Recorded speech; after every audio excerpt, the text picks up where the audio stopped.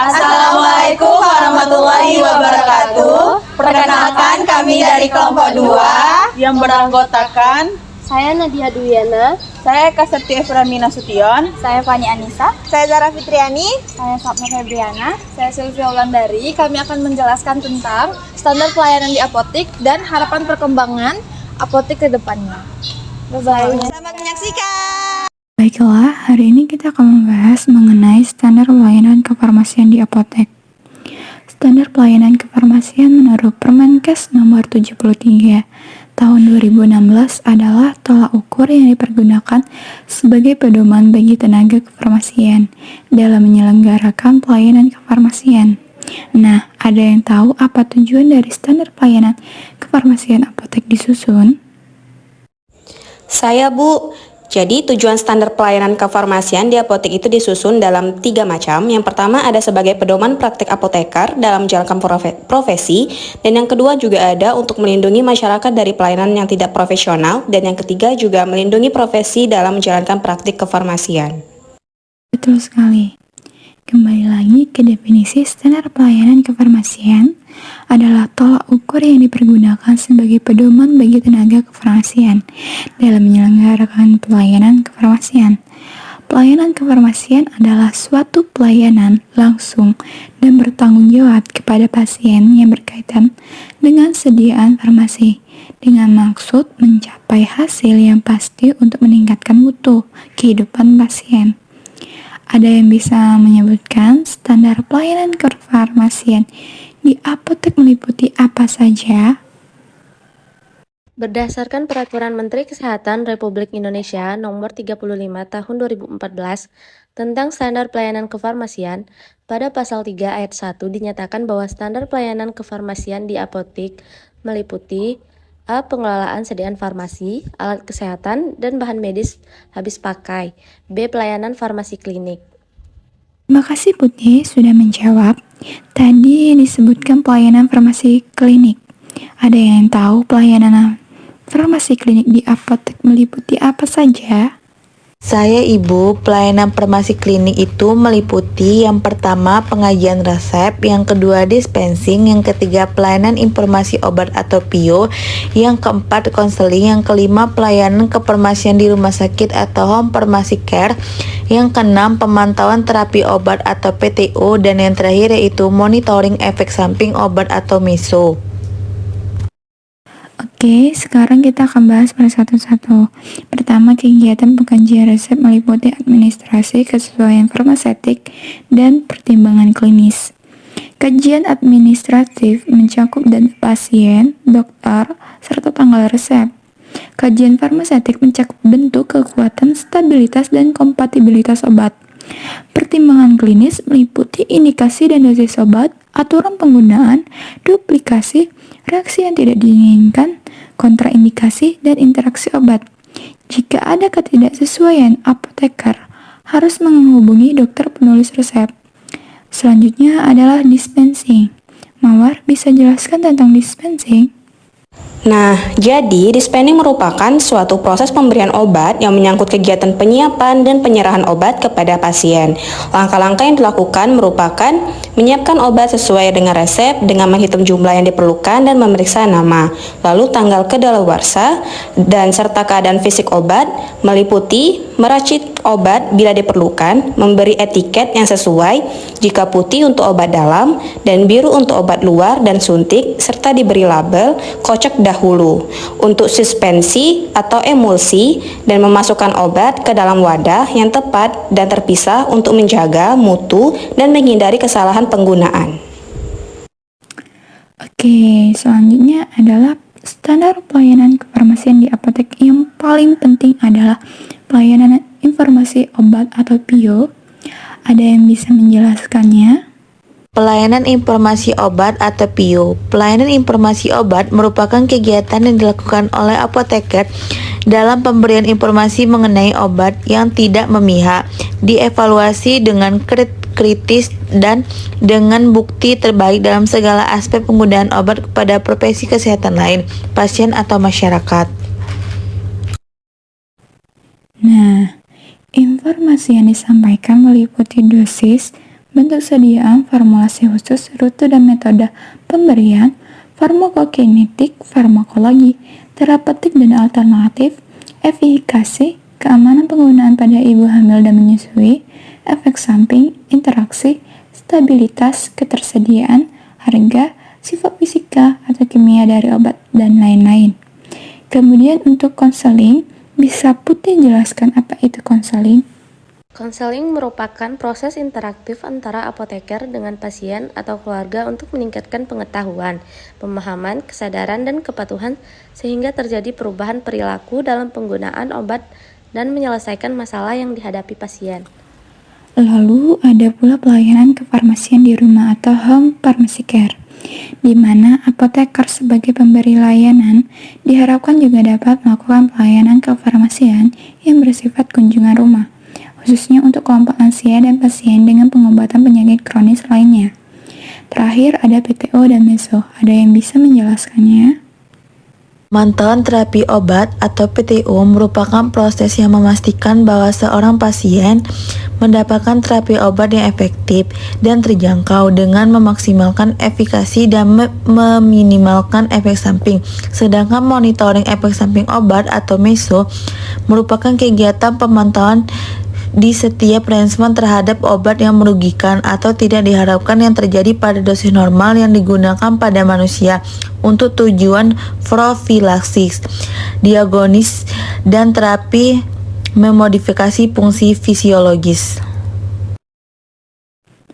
Baiklah, sekian untuk materi mengenai standar pelayanan kefarmasian di apotik. Aduh, ini minum obatnya berapa kali ya?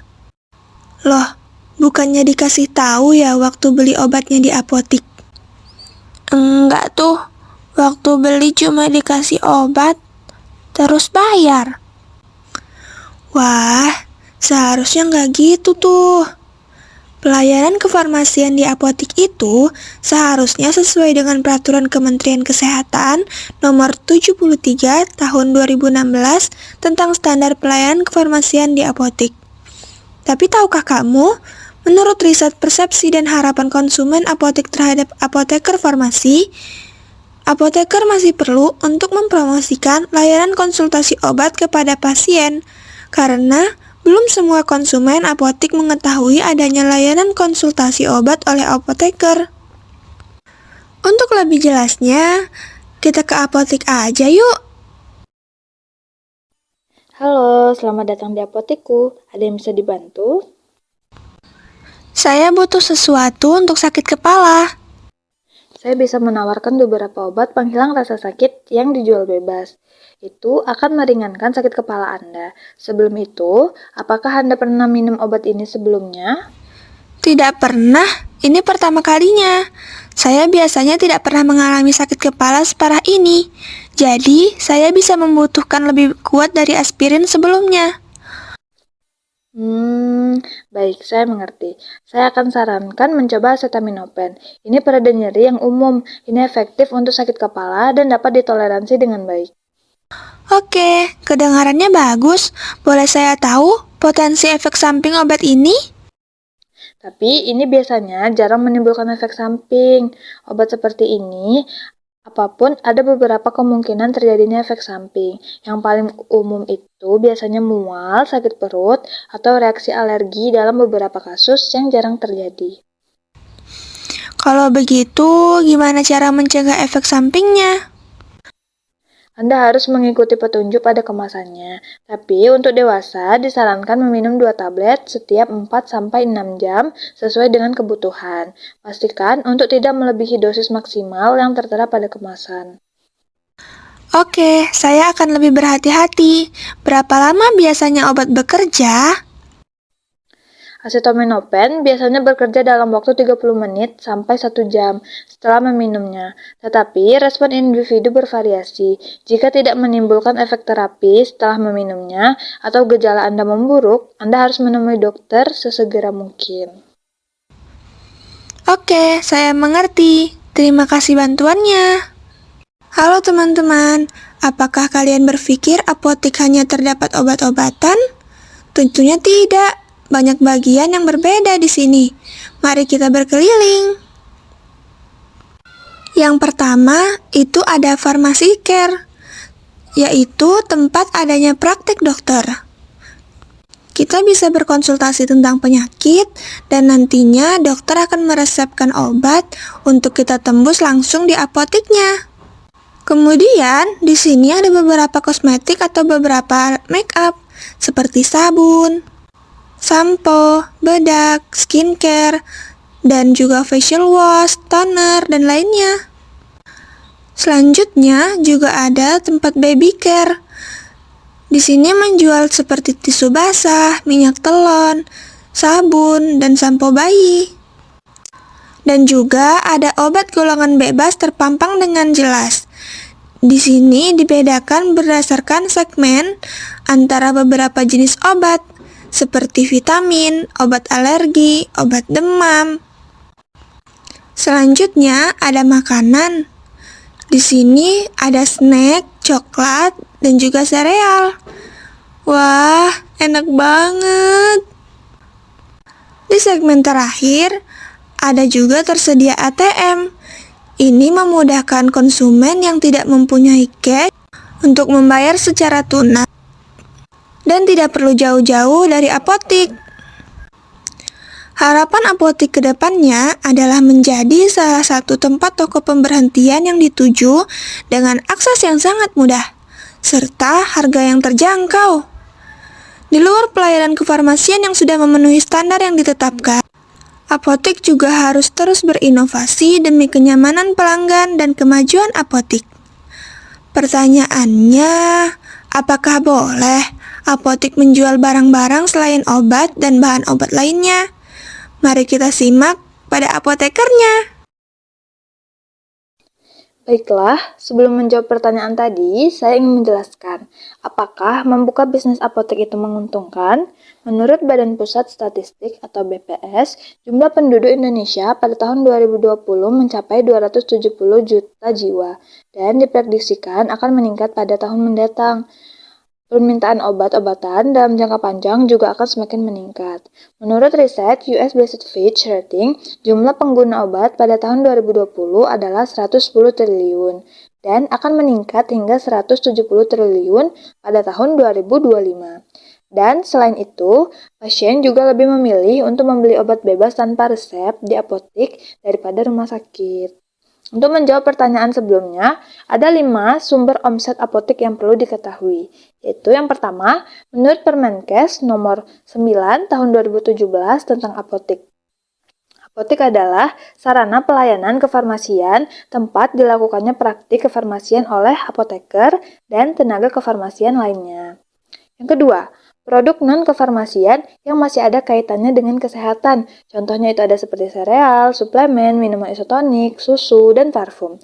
Yang ketiga, penjualan obat secara daring atau online memberikan pelayanan maksimal bagi konsumen yang tidak bisa datang langsung ke apotik.